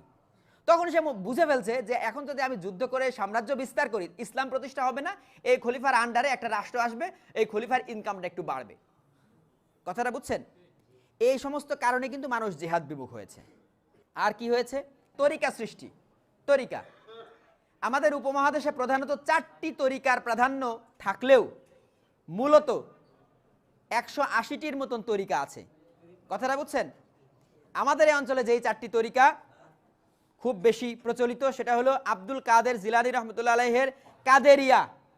ওই আব্দুল কাদের জিলানী রহমতুল্লাহ আলাইহ উনার জন্ম হয়েছিল জিলান শহরে, অর্থাৎ ইরানের একটা শহর জিলান। এরপরে খাজা মঈনুদ্দিন চিশতি, যেটাকে আমরা বলি চিশতিয়া, চিশতিয়া তরিকা। খাজা মঈনুদ্দিন চিশতি উনার বাড়ি ছিল আফগানিস্তানের হেরাত অঞ্চলে। এরপরে বাহাউদ্দিন নকশবন্দ, যার নামে নকশবন্দিয়া তরিকার উদ্ভব হয়, যার বাড়ি ছিল বুখারা অর্থাৎ উজবেকিস্তান। এরপরে হলো মুজাদ্দিদ আলফে সানি রহমতুল্লাহ আলাইহি, যার নাম অনুসারে আপনার মুজাদ্দেদিয়া যে তরিকার উদ্ভব হয়, উনি পাঞ্জাবের একটা অঞ্চলে জন্মগ্রহণ করেছিলেন। খেয়াল করেন সবাই জন্মগ্রহণ করেছে ইসলাম বিকৃত হয়ে যাওয়ার বহু পরে। তখন ওনারা পেয়েছে পুরা একটা বিকৃত ইসলাম, সেখানে জেহাদের কোনো নামগন্ধ নাই। হ্যাঁ, সেখানে কি আছে? এবার আল্লাহর সান্নিধ্য পাওয়ার জন্য এক একজন এক এক দিকে চেষ্টা করতেছে। ওনারা চেষ্টা করলেন আত্মার ঘষা মাজা। তাহলে এতদিন যেটা ছিল না নতুন করে উদ্ভব হলো। রাসূলুল্লাহ দিয়ে যান নাই, রাসূলুল্লাহ আসহাবরা দিয়ে যান নাই, এতদিন চলে গেল, এত বছর পরে এসে উদ্ভব হলো নতুন একটা জিনিসের। তাহলে সেটা কি ইসলাম? সেটা তো ইসলামের মধ্যে নতুন করে একটা সংযুক্তি, মানে বেদাত। এইটারে ইসলাম হিসাবে পালন করা হতে থাকলো। এর ফলাফল কি হলো খেয়াল করেন। সংগ্রাম ত্যাগ করার ফলস্বরূপ আল্লাহর পক্ষ থেকে আসলো চরম শাস্তি। এগুলি যখন চলছে, চলতে চলতে অলরেডি জাতি বহু ভাগে বিভক্ত। প্রধান ভাগ হলো শিয়া সুন্নি, তারপরে ওই যে তরিকাগুলির ভাগ হলো, তারপরে ফিকহ শাস্ত্রগুলির ইমামদের অনুসরণ করে ভাগ হলো, অর্থাৎ উম্মাহ বিভক্ত হতে থাকলো। একটা জিনিস মনে রাখবেন, যতদিন পর্যন্ত উম্মাহ এক উম্মাহ ছিল, ইমাম একজন ছিলেন, ততদিন আল্লাহ তার পক্ষে ছিলেন। আবার যদি মুসলিম উম্মাহকে এক করা যায় আল্লাহ তার পক্ষে। কথাটা বুঝছেন কিনা? হিজবুত তৌহিদ নেমেছে এক করার জন্য, এই জন্য আল্লাহ হিজবুত তৌহিদের পক্ষে। শিয়াদের যেই ভাগটা আসলো, ওই যে আলী রাদিয়াল্লাহু তাআলার সন্তান হুসাইন রাদিয়াল্লাহু তাআলা যখন হত্যা করা হলো, তখন কিন্তু উনাদের একেবারে পুরা বলতে গেলে পুরা বংশ নির্বংশ করে দেওয়া হয়েছে। কথাটা বুঝছেন? আলী রাদিয়াল্লাহু তাআলার যেই গোষ্ঠীটা, মানে যেই পরিবারটা, সেই পরিবার সম্পূর্ণটাকেই কিন্তু কারবালার প্রান্তরে হত্যা করা হয়। সেখান থেকে একজন তখন মানে বয়স খুব কম ছিল, উনি বেঁচে যান। পরবর্তীতে আপনার এই যে যে বেঁচে যান সেই সন্তানের আবার মায়ের পক্ষটা ছিল হলো আপনার ইরানে। কথাটা বুঝছেন? অর্থাৎ ইরানের আপনার একটা রাজ পরিবারের ছিলেন হুসাইন রাদিয়াল্লাহু একটা স্ত্রী, তার সন্তানটা বেঁচে যায়। এই মায়ের পক্ষ নিয়ে এই ইরানের এইদিকে শিয়াদের প্রাদুর্ভাব বেশি এই কারণে, কিন্তু ওই যে একটা অংশ থেকে গেল তাদেরকে অনুসরণ করে কিছু মানুষ তাদেরকে অনুসরণ করে চিন্তা করতে লাগলো যে ইসলামটা হলো রাসূলুল্লাহ দিয়ে গেছেন তার বংশধারাতে। কথাটা বুঝছেন? তাদের এই চিন্তা চেতনা ধ্যান ধারাতে একটা আদর্শ দাঁড়ালো। শুরুটা হলো এই আদর্শ দিয়ে। তারা মনে করতে লাগলো ইসলামের মূল চেতনাটা, মূল ধারাটা এটা রাসূলুল্লাহর পরিবারের মধ্যেই থাকবে। কাজে রাসূলুল্লাহর পরিবার কোনটা? হুসাইন রাদিয়াল্লাহু তাআলা আনহু। ঠিক আছে, সুতরাং তার এদিক দিয়ে যেটা আসবে বংশধারা, তাদের মধ্যে এই সিলসিলাটা জারি থাকবে। তাদেরকে ইমাম মানতে মানতে মানতে মানতে যে ধারাটা চলে আসলো, হ্যাঁ, এখনো কিন্তু শিয়াদের মধ্যে ওই ইমামতটা আছে। কথাটা বুঝছেন? এবং সেটা আপনার ওই ইমামতের আন্ডারে যারা থাকে ওদের মধ্যে আবার বহু ইমাম ভাগ হয়েছে, হ্যাঁ, 12টা ইমামে ভাগ হয়ে গেছে, সেটা ভিন্ন কথা, কিন্তু সেই ইমামতটা আছে আর কি। এই হলো মানে মূল অংশ থেকে যখন আলাদা হয়ে গেল ওরা হলো শিয়া। শিয়া মানে হলো শিয়ানে আলী, আলীর বংশধারা। শিয়া মানে হলো বংশ, শিয়ানে আলী মানে শিয়ার বংশধারা, মানে আলীর বংশধারা। কথাটা বুঝছেন? আর সুন্নি হলো সুন্নতের অনুসারী, মানে সুন্নার অনুসরণকারী। কথাটা বুঝছেন? এই দুইটা ভাগ হয়ে গেল। ফলাফল কি হলো? ফলাফল 1258 খ্রিস্টাব্দ চলে আসলাম আব্বাসীয় খেলাফতের শেষ প্রান্তে, 1258 খ্রিস্টাব্দ। এই টাইমে এসে আপনার মুসলমানদের খলিফা মুস্তাসিম বিল্লাহ, অর্থাৎ আব্বাসীয় খেলাফতের এই প্রথম অংশের শেষ খলিফা মুস্তাসিম বিল্লাহ, উনি অবস্থান করেন কোথায়? বাগদাদে। বাগদাদ হলো এই আব্বাসীয় খেলাফতের রাজধানী। তখন খলিফার হাতে কিন্তু খুব যে কর্তৃত্ব আছে তা না, জাস্ট একটা আদর্শিকভাবে উনারে খলিফা আমার মানুষ, কিন্তু রাজনৈতিকভাবে এই খেলাফতের আন্ডারে যারা আছে তাদের মধ্যেও বহু ডিভাইডেশন আছে রাজনৈতিকভাবে, হ্যাঁ, কিন্তু খেলাফত তখন আছে। তো এই যে মুস্তাসিম বিল্লাহ, তার যে প্রধান সেনাপতি তার নাম হলো আলকেমি।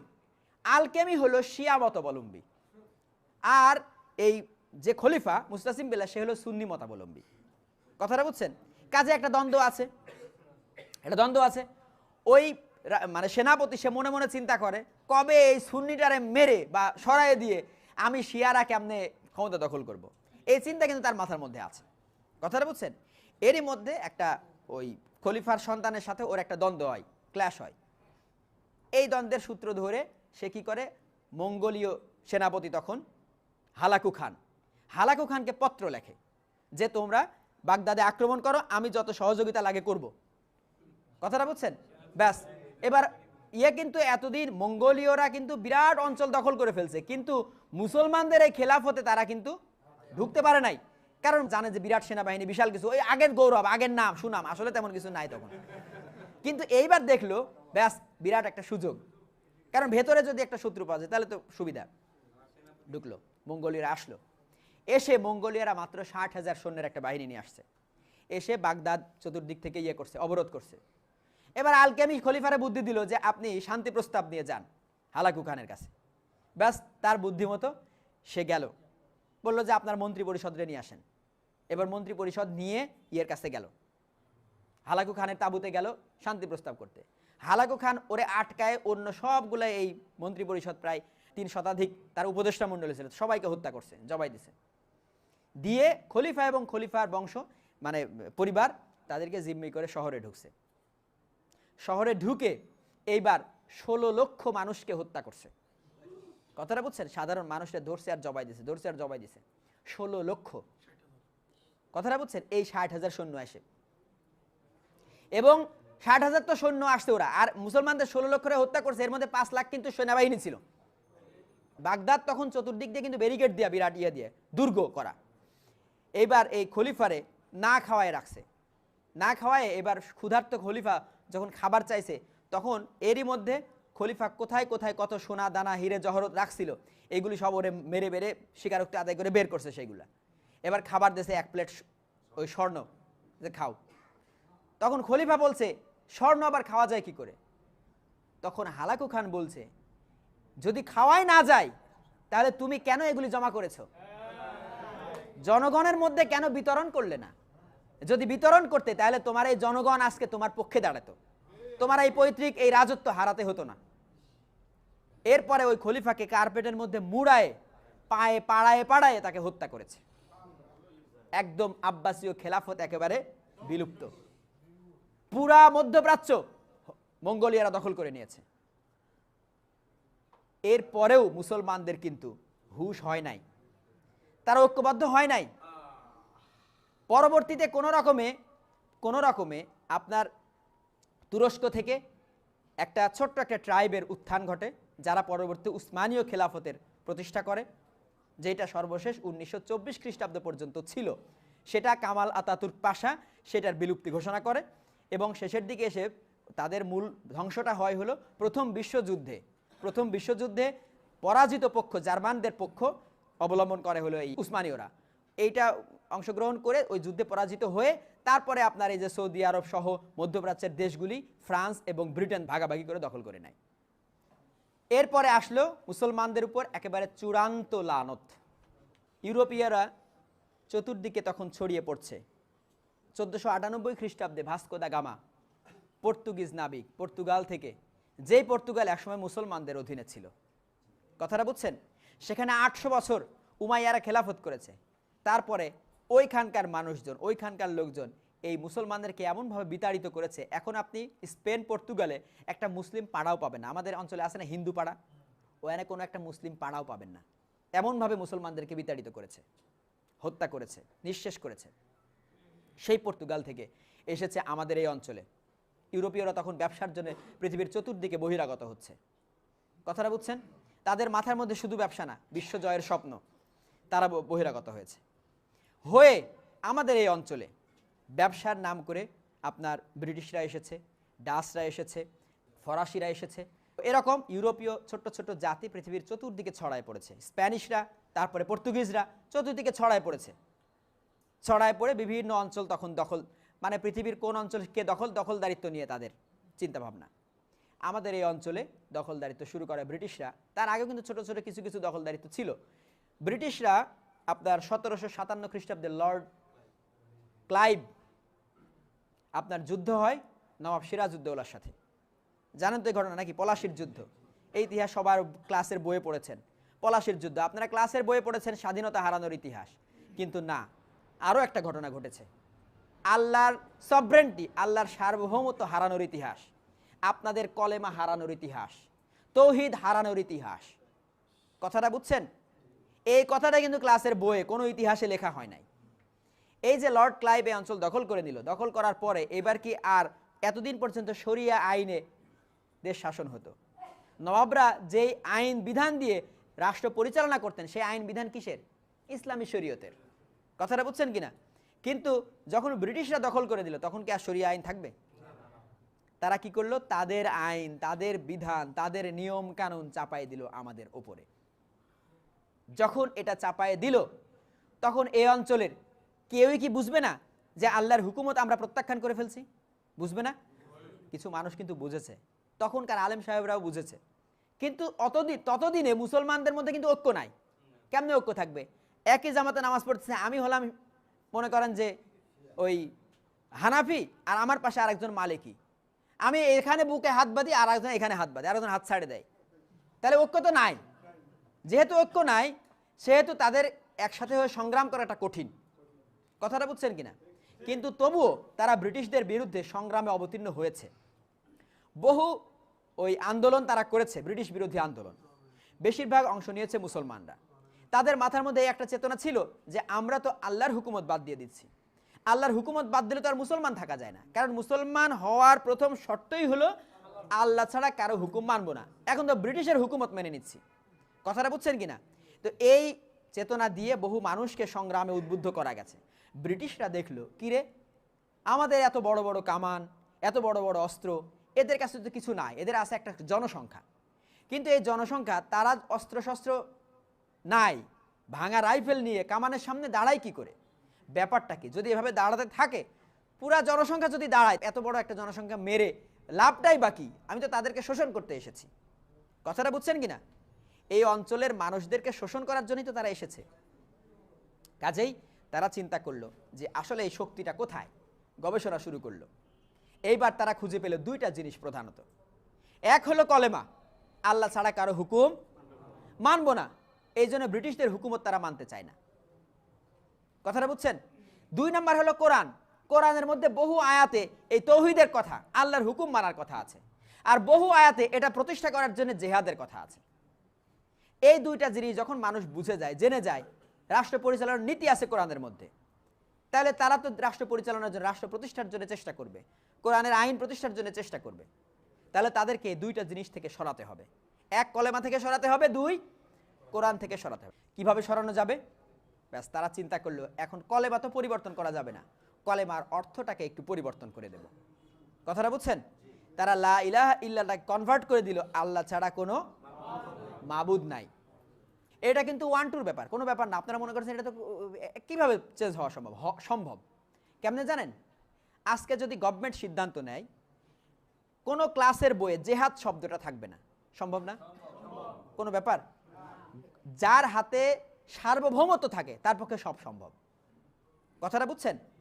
তাদের হাতে তখন সার্বভৌমত্ব, তাদের হাতে সেনাবাহিনী, তাদের হাতে সমস্ত ক্ষমতা। তারা এটা করলো, তারা কলেমার অর্থটা চেঞ্জ করে ফেললো। আর কোরআন থেকে ব্যক্তিগত যে সমস্ত আয়াত আছে সেই সমস্ত আয়াতগুলি এক জায়গায় করে সিলেবাস করলো একটা, যেখানে জেহাদের কথা নাই, কলেমার কথা নাই, যেখানে সার্বভৌমত্বের কথা নাই, রাষ্ট্রীয় আইন কানুনের কথা নাই, এই ধরনের আয়াতগুলিকে তারা বাছাই করে একটা সিলেবাস করলো। এর মধ্যে আরও প্রবেশ করালো হাদিস। কথাটা বুঝছেন? হাদিস আবার কোনগুলি আনলো? জেহাদের হাদিস না, কোনগুলি? আমলের হাদিস। বুঝছেন কথাটা? আর জাল হাদিস, বিতর্কিত হাদিস, যে সমস্ত কন্ট্রাডিকশন আছে, আর বিভিন্ন ধরনের বিতর্ক, একটা শাস্ত্রই রচনা করলো, তর্কশাস্ত্র। যদিও আগে থেকে সেটা ছিল, সিলেবাসের মধ্যে ইনক্লুড করানো হলো। বসে বসে কি করবে এরা? তর্ক করবে। তর্ক, এটা হলো ইসলামের একটা কাজ, তর্ক করা, মাসলা মাসাইল নিয়ে তর্ক করা। কথাটা বুঝছেন? এইগুলি নিয়ে তারা তাদের মতো করে একটা সুন্দর সিলেবাস দাঁড় করালো। সিলেবাস দাঁড় করায় এবার এটা শিক্ষা দেবে কিভাবে? প্রথমে তারা কি করলো? মুসলমানদের শিক্ষা থেকে বঞ্চিত করার জন্য সমস্ত শিক্ষা ব্যবস্থা বন্ধ করে দিল। আমাদের এই অঞ্চলের সমস্ত শিক্ষা ব্যবস্থাই বন্ধ করে দিয়েছিল ব্রিটিশরা। এইবার এভাবে 10, 15, 20 বছর যখন চলে গেছে, তখন মুসলমানদের যারা নেতাগুতা আছে তারাই গিয়ে ব্রিটিশদের কাছে প্রস্তাব উত্থাপন করলো যে এভাবে তো আমরা অশিক্ষিত হয়ে পড়তেছি, একটা শিক্ষার ব্যবস্থা করা দরকার। ব্যাস, ব্রিটিশরা এটাই চেয়েছিল যে প্রস্তাবটা তাদের পক্ষ থেকে আসুক। হ্যাঁ, শিক্ষা ব্যবস্থা করব অবশ্যই, আপনাদের ভালোর জন্য, আপনারা যেন শিক্ষিত হইতে পারেন, আপনারা যেন ইসলাম শিখতে পারেন, এই জন্য আমরা একটা মাদ্রাসা প্রতিষ্ঠা করলাম। কথাটা বুঝছেন? 1780 খ্রিস্টাব্দে কলকাতায় একটা মাদ্রাসা প্রতিষ্ঠা করলো, কলকাতা আলিয়া মাদ্রাসা। কথাটা বুঝছেন? সিলেবাস কাদের? ওদের। পরিচালনা কাদের? ওদের। কথাটা পরিষ্কার?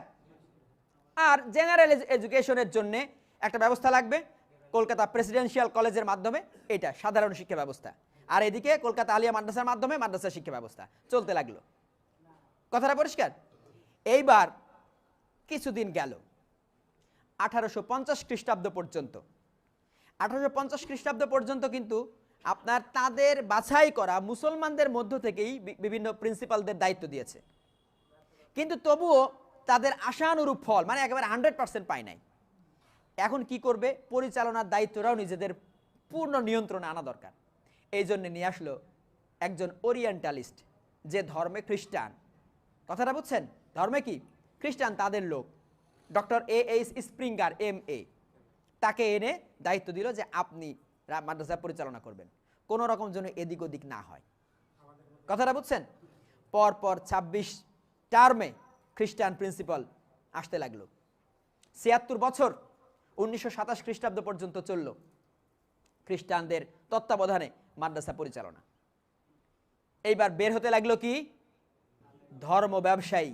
কি বের হতে লাগলো? ধর্ম ব্যবসায়ী। কথাটা বুঝছেন? ধর্ম ব্যবসায়ী বের হতে লাগলো। এখন মানুষ ইসলাম শিখবে কাদের কাছ থেকে? ওই আলেম সাহেবদের কাছ থেকে। তারা শিখছে কার কাছ থেকে? ব্রিটিশদের কাছ থেকে। তাহলে মানুষের কাছে এখন ইসলাম কার ইসলাম? আল্লাহ রসুলের ইসলাম নাই, ব্রিটিশদের ইসলাম। 1947 সালে ব্রিটিশরা আমাদের এই অঞ্চল ছেড়ে চলে গেল, কিন্তু রেখে গেল তাদের প্রেতাত্মাদেরকে, রেখে গেল তাদের রাজনৈতিক সিস্টেম, রেখে গেল তাদের দেওয়া অর্থনীতি, তাদের দেওয়া দণ্ডবিধি, তাদের দেওয়া সমাজনীতি রেখে গেল। সেটা এখনো আমরা বয়ে নিয়ে বেড়াচ্ছি।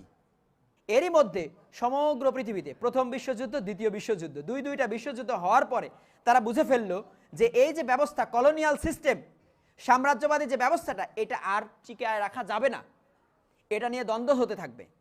তারা কি করলো, বিভিন্ন কলোনিকে স্বাধীন করে দিয়ে দিয়ে তারা চলে যেতে লাগলো, তাদের সিস্টেম চাপাই দিয়ে দিয়ে তারা নিজেদের দেশে চলে যেতে লাগলো। এমনভাবে চলে যেতে লাগলো সারা জীবন যেন শোষণ করে খেতে পারি, কিন্তু বাহ্যিকভাবে বোঝা না যায়। তারা বুঝাই দিয়ে গেছিল যে ইসলাম হলো একটা ব্যক্তিগত ধর্ম, নামাজ পড়ো, রোজা করো, হজ করো, জাকাত দাও, দাড়ি টুপি করো, এগুলো হলো ইসলাম। কথাটা বুঝছেন? এরই মধ্যে কিছু মানুষ বুঝে ফেললো যে না, ইসলাম শুধু এটা না, ইসলাম একটা দিন। এই কথাটা কিন্তু কিছু মানুষ বুঝলো, যেমন মাওলানা মওদুদি, উনি বুঝতেন যে ইসলাম হলো কি দিন।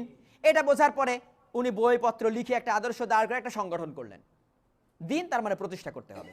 দিন মানে কি? এখন একটা দিন আছে, তাহলে সেটার উৎখাত করে তো ওইটা প্রতিষ্ঠা করতে হবে। কথাটা বুঝছেন কি? এখন সে চিন্তা করলো দিন যেহেতু প্রতিষ্ঠা করতে হবে, তাহলে কিছু মানুষ বুঝলো যে এটা দিন, এটা প্রতিষ্ঠা করা লাগবে। তাহলে ইসলামের দুইটা ভাগ হয়ে গেল। একদল মনে করলো যে ইসলাম হলো ব্যক্তিগতভাবে পালন করার একটা ধর্ম, তার প্রতিষ্ঠার কোনো ব্যাপার নেই। আরেকটা দল মনে করলো যে প্রতিষ্ঠা করা লাগবে। এখন যারা প্রতিষ্ঠা করা লাগবে চিন্তা করলো, তাদের মধ্যে আবার দুইটা প্রক্রিয়া, প্রতিষ্ঠার প্রক্রিয়া। এক পক্ষ তারা নিল যে প্রতিষ্ঠা কেমনে করা যায়। রাসূলুল্লাহর টাইম ছিল যুদ্ধের সময়, তখন যুদ্ধ হতো, দেশে দেশে যুদ্ধ হতো, যুদ্ধ করে করে সাম্রাজ্য বিস্তার হতো, কাজেই তখন রাসূলুল্লাহ যুদ্ধ করেছেন। কিন্তু এখন তো যুদ্ধের টাইম না, এখন তো ভোটের টাইম, কাজেই ভোট করে ইসলাম প্রতিষ্ঠা করতে হবে। কথাটা বুঝছেন? তারা প্রক্রিয়া নিল ভোট, এটা হলো পলিটিক্যাল ইসলাম।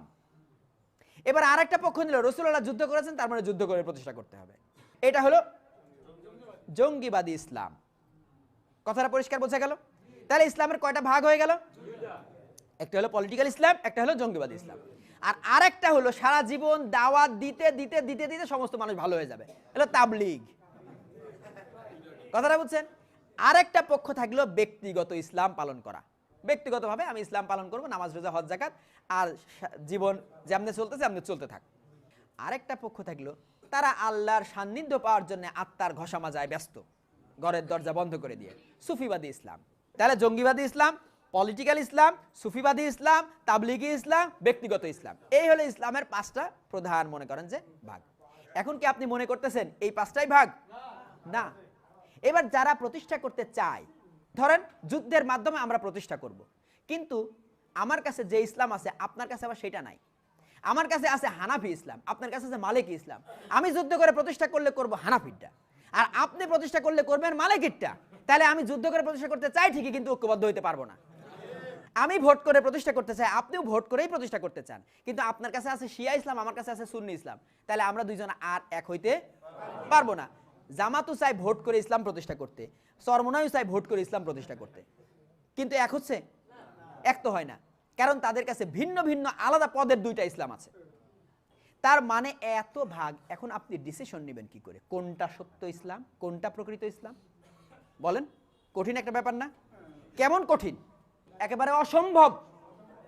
প্রথম কথা হলো অসম্ভব এই কারণে, বহু ইসলাম আছে, আপনার সেখান থেকে নির্ণয় করতে হবে, তাহলে খুব কঠিন। দুই নাম্বার কথা, আসলে তো একটাও সঠিক নাই, কারণ সঠিকটা কই পাবেন? আজ থেকে 1300 বছর আগে যেটা হারায় গেছে সেটা আপনি কই পাবেন?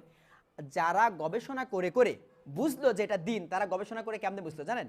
তারা গবেষণা করতে করতে পেছাইতে পেছাইতে গেছে ওই নবাব সিরাজউদ্দৌলার টাইমে, বুঝছেন কিনা? তারা শরিয়া এনেছে কখন? ওই নবাব সিরাজউদ্দৌলার টাইমে যে শরিয়াটা কায়েম ছিল, চিন্তা করলে এটাই তো ইসলাম। ওইটা কি প্রকৃত ইসলাম? বিকৃত হয়েছে আরো কত আগে। এই কারণে যারা ইসলাম নিয়ে দাঁড়াচ্ছে, কারো কাছে প্রকৃত ইসলাম নেই, আল্লাহর সাহায্য নেই।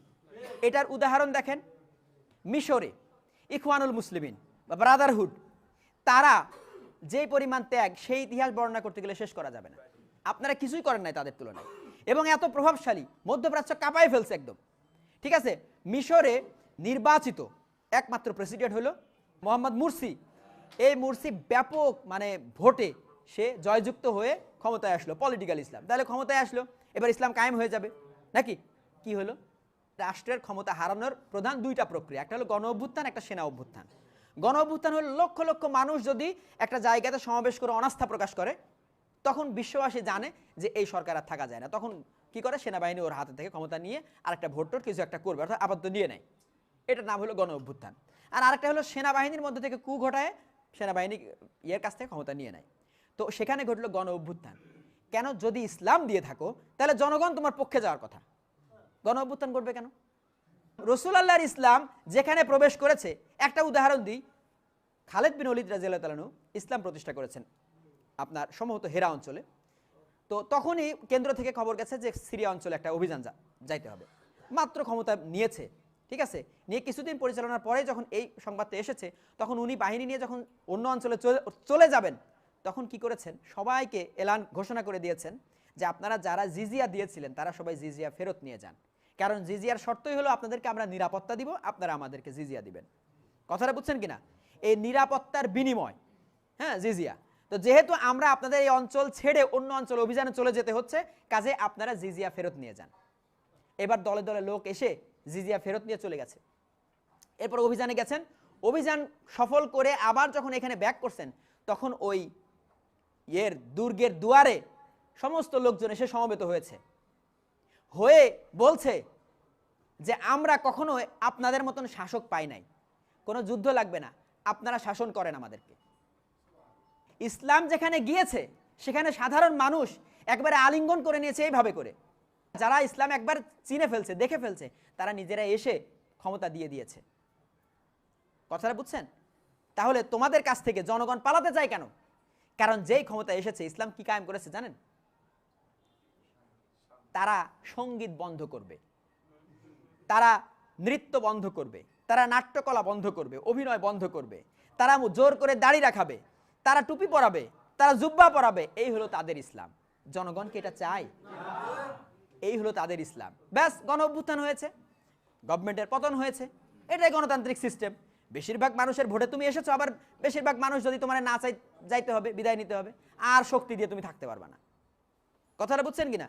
ব্যাস, তাহলে পলিটিক্যাল ইসলামের পরাজয়, পতন আমরা চোখে দেখলাম। উদাহরণ, যদি ইখওয়ানুল মুসলিমিনের মতন একটা দল যদি সফল হতে না পারে, তাহলে পৃথিবীতে আর কোন পলিটিক্যাল দল আছে যেটা সফল হবে?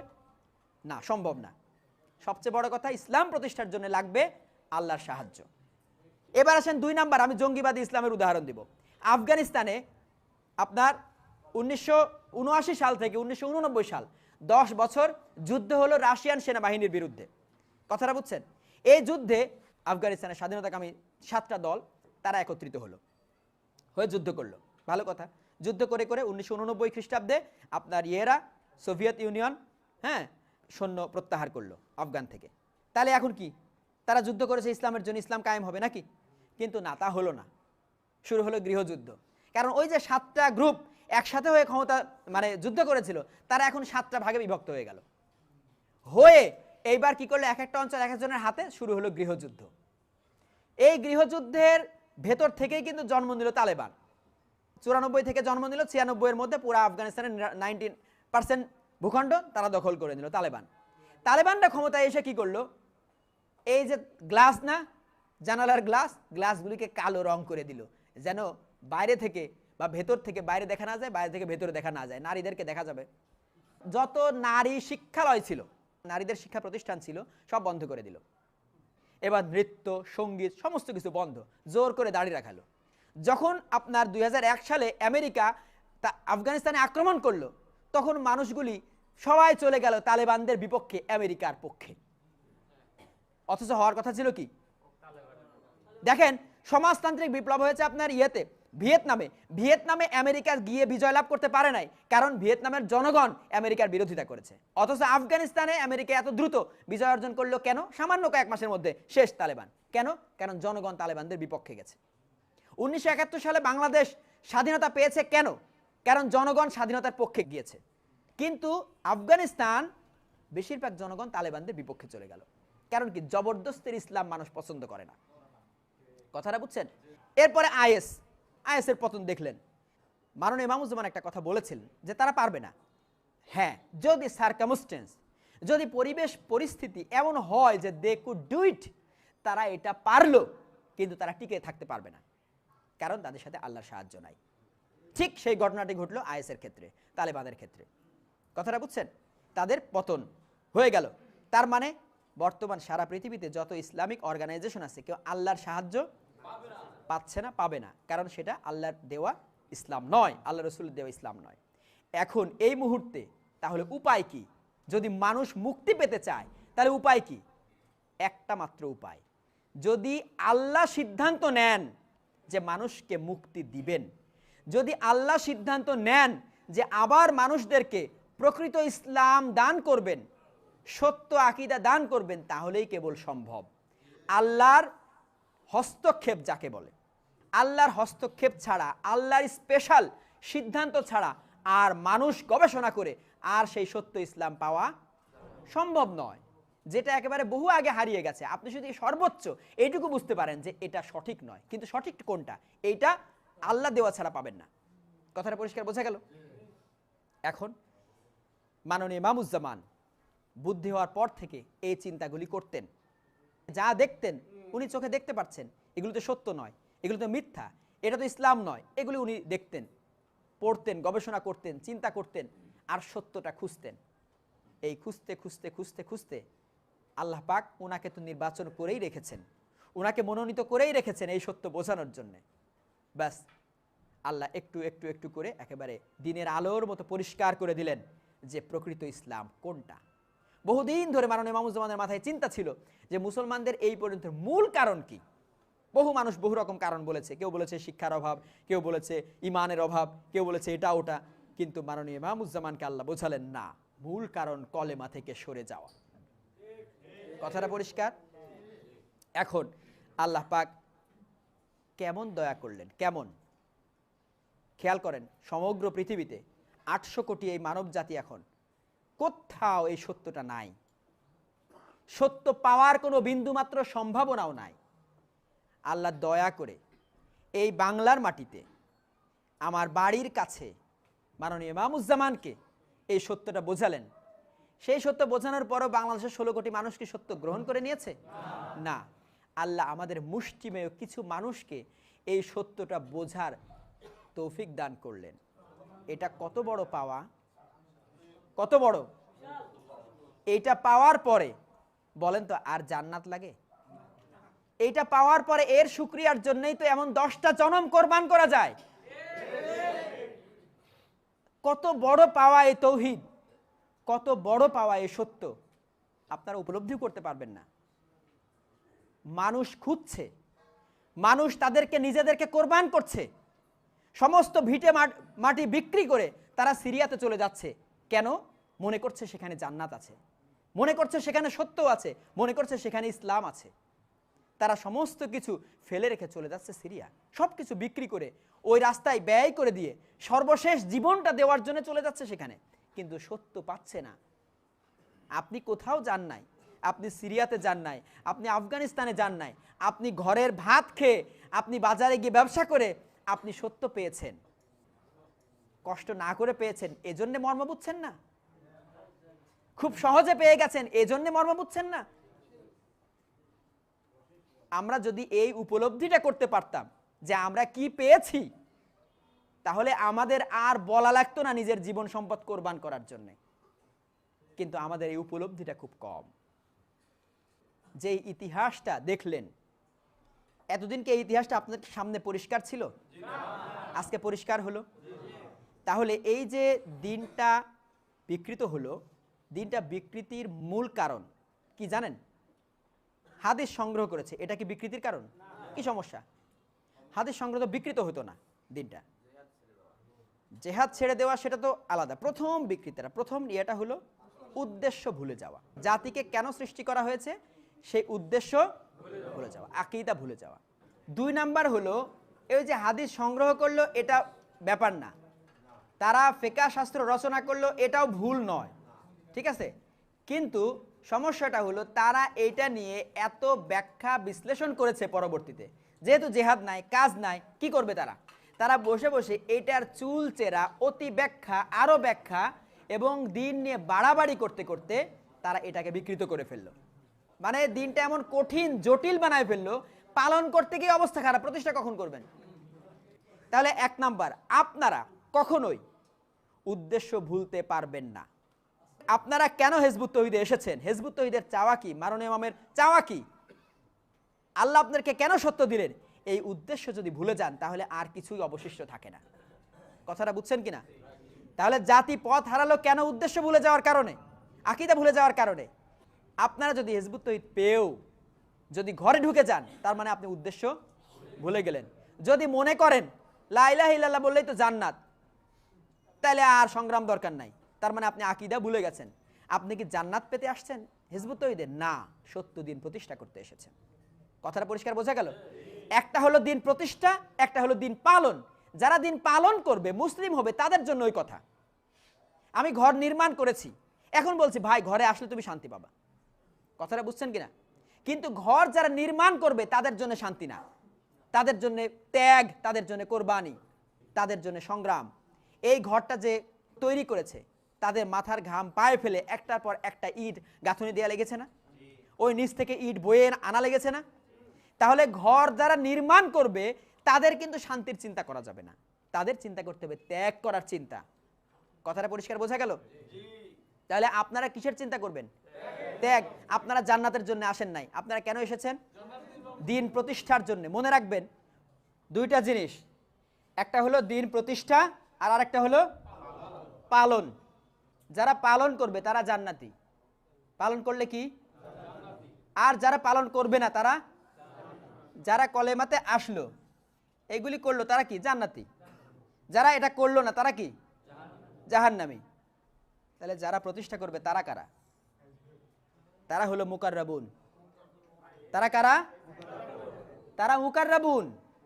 এখানে লিখেছি কলেমা, সালা, যাকা, হজ, সওম, আর প্রতিষ্ঠার লাইনে লিখেছি ঐক্য, শৃঙ্খলা, আনুগত্য, হিজরত, জিহাদ।